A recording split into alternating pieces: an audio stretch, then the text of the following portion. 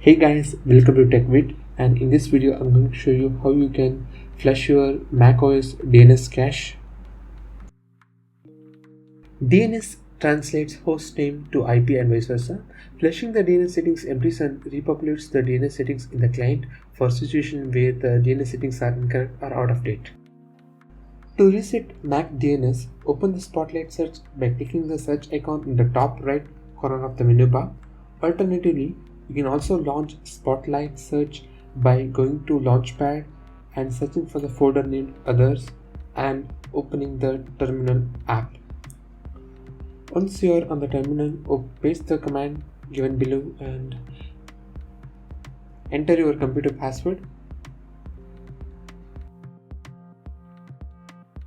Boom! Your DNS cache is flushed. Thanks for watching. Subscribe to TechVid for more videos like this. See you guys in the next video. Bye.